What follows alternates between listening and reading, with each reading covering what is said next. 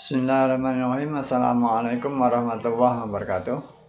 Bapak, Ibu, dan teman-teman semuanya, pada kesempatan kali ini saya akan sharing tentang bagaimana memahami artikel berbahasa Inggris dengan hanya membaca angka regresi. Seperti kita ketahui bersama, pada saat kita akan menulis sebuah penelitian, entah itu riset untuk skripsi, tesis, disertasi, maupun riset yang lain, tentu kita membutuhkan referensi yang baik, referensi yang handal. Referensi yang baik tentu adalah referensi dari artikel hasil penelitian dari jurnal-jurnal bereputasi internasional. Nah, jurnal-jurnal yang baik itu biasanya kita temui itu bahasanya adalah bahasa internasional, terutama adalah bahasa Inggris. Padahal kadang-kadang bagi kita atau bagi sebagian dari kita yang bahasa Inggrisnya kurang, maka kadang-kadang kita mengalami kesulitan untuk bisa memahami isi makna dari artikel tersebut. Sementara tuntutan sebuah penelitian itu adalah rujukannya relatif cukup banyak. Nah, tidak jarang kita temukan kita kesulitan untuk memahami dan membaca artikel-artikel tersebut.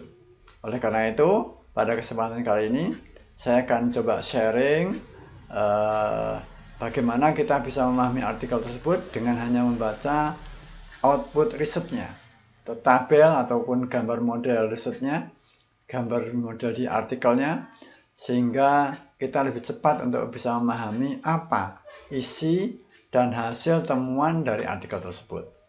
Pada kesempatan kali ini saya akan membahas atau kita akan sharing tentang bagaimana output dari model yang diolah, dan outputnya adalah output regresi. Regresi seperti kita ketahui adalah sajian dari olah data sehingga menunjukkan pengaruh satu atau beberapa variabel terhadap variabel yang lain. Variabel tersebut adalah variabel independen yang mempengaruhi, atau kadang-kadang atau sering disingkat dengan variabel X, dan variabel yang dipengaruhi atau variabel dependent yang diberi simbol dengan Z. Nah, regresi tersebut sebetulnya adalah diolah dari data yang sekelompok data yang variabelnya itu acak, ya, acak.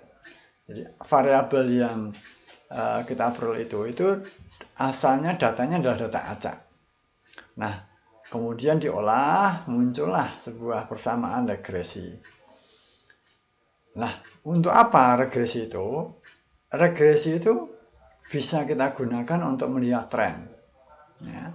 Trennya, misalnya tren perubahan kualitas dengan hasil penjualan misalnya, atau harga dengan hasil penjualan misalnya. Yang kedua, untuk melihat prediksi atau untuk memprediksi satu fenomena. Nah, Bapak Ibu sekalian, tentang jenis-jenis variabel, silahkan klik video yang akan saya tulis di kolom deskripsi di bawah ini. Bapak Ibu sekalian dan teman-teman semuanya, misalnya kita menemukan satu contoh artikel yang ditulis oleh Carmeli tahun 2007. Nah, artikelnya adalah ini, ya. Judulnya adalah The Role of Perceived Organizational Performance in Organizational Identification, Adjustment, and Job Performance. Nah, Bapak Ibu dan teman-teman semuanya, mungkin bagi di antara kita yang bahasa Inggrisnya baik, kita melihat dan membaca artikel yang kurang lebih ada 20-25 halaman, mungkin tidak ada masalah. Tetapi bagi sebagian yang bahasa Inggrisnya kurang baik, maka ini menjadi masalah yang cukup serius, sehingga kita perlu mengatasi bagaimana kita bisa secara cepat tidak perlu harus lama-lama, kalau perlu 1-2 menit kita paham sebetulnya tulisan ini temuannya bagaimana. Nah, untuk bisa memahami secara cepat, kita bisa memanfaatkan output regresinya yang bisa kita lihat biasanya dari gambar modelnya atau juga bisa kita lihat dari tabelnya. Nah, oke. Nah, misalnya dalam artikel ini, misalnya ini adalah gambar modelnya. Ya, modelnya seperti ini. Nah, modelnya seperti ini. Tetapi ini belum muncul output regresinya. Ya, ini belum muncul output regresinya. Nah, kemudian kita cari output regresinya ada di mana. Ya, output regresinya kita lihat ke bawah. Metode, kemudian measurementnya yang di bawah, independent data analysis, result. Oke, di result ini means. Nah, ini Bapak Ibu dan teman-teman semuanya, kita bisa langsung berusaha untuk memahami artikel ini dengan hanya melihat gambar model yang muncul hasil ujinya. Di sini kelihatan di gambar ini, misalnya saja ini, member adjustment terhadap job performance. Ya, ini di sini ada angka 0,71, kemudian ada bintang 3. Nah, ini adalah angka regresinya, inilah koefisien regresinya. Koefisien itu adalah ini hasil uji regresi yang menunjukkan beberapa pengaruh member adjustment ini terhadap job performance. Dalam hal ini pengaruhnya adalah sebesar 0,71. Nah, di sini ada bintang 3, itu menunjukkan tingkat signifikansinya. Nah, di bawah itu biasanya nanti ada keterangan standardized parameter estimate itu ya. Kalau di sini ada bintang 3, berarti dia hasil ini adalah signifikan pada derajat 0,1%.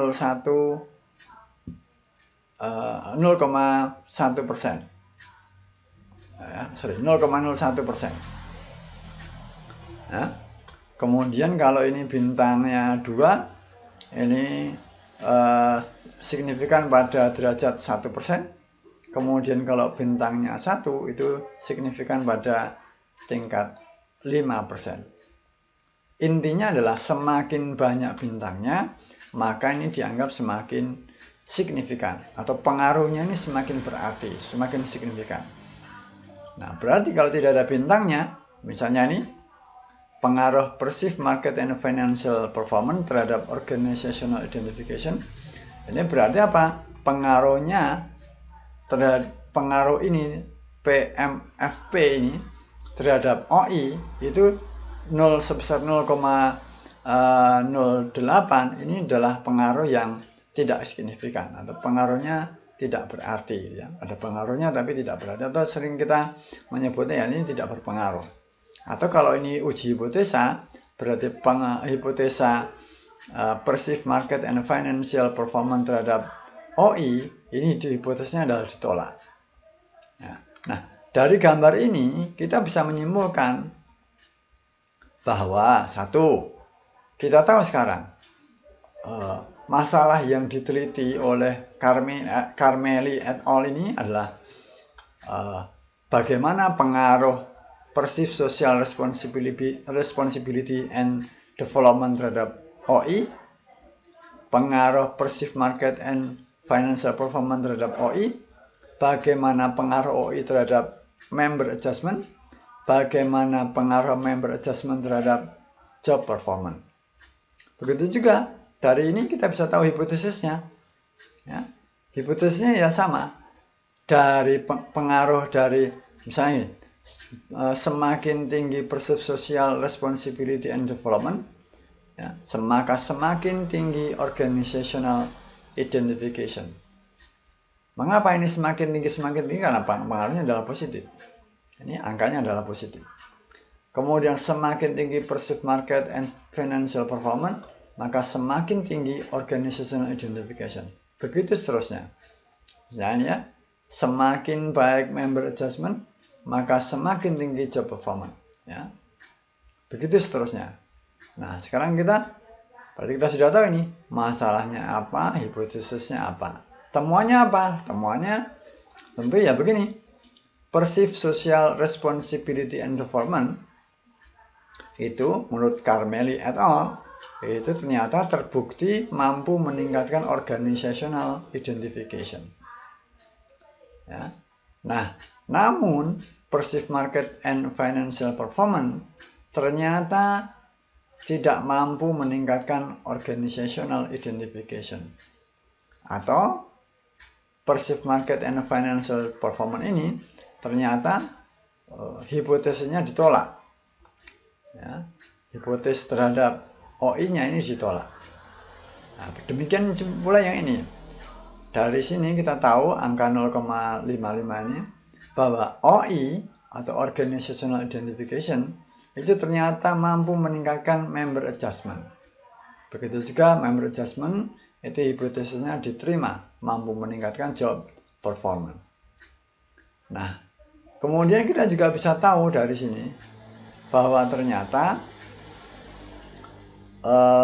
untuk bisa meningkatkan job performance itu maka perceived social responsibility and development itu memang harus melalui organizational identification, kemudian member adjustment, baru meningkatkan job performance. Akan tetapi perceived market and financial performance ternyata memang tidak bisa mampu meningkatkan organizational identification. Nah, dari sini maka sebetulnya kita tidak perlu harus berlama-lama untuk bisa memahami apa temuan dari Carmelli et al. Ini. Ya, seperti tadi saya sampaikan, dan kita melihat ini dan melihat gambar ini, jadi terbukti bahwa kita tidak perlu harus menunggu membaca semua naskah dalam artikel ini untuk bisa tahu apa isi dari artikel ini. Tentu saja kalau kita mau isi lengkapnya, tentu kita harus baca semuanya. Tapi kalau kita memiliki keterbatasan waktu, keterbatasan pengetahuan bahasa, tentu untuk bisa menyimpulkan isi dari artikel ini, saya kira membaca dan memahami angka yang dihasilkan dari angka regresi ini, saya kira itu sudah cukup untuk kita gunakan. Demikian salah satu contoh bagaimana kita membaca dan memahami artikel penelitian ini dengan cepat dan gampang, tidak ribet, dan tentu tidak terlalu harus membutuhkan kemampuan berbahasa yang tinggi. Demikian Bapak Ibu dan teman-teman semuanya. Terima kasih atas perhatiannya. Assalamualaikum warahmatullahi wabarakatuh.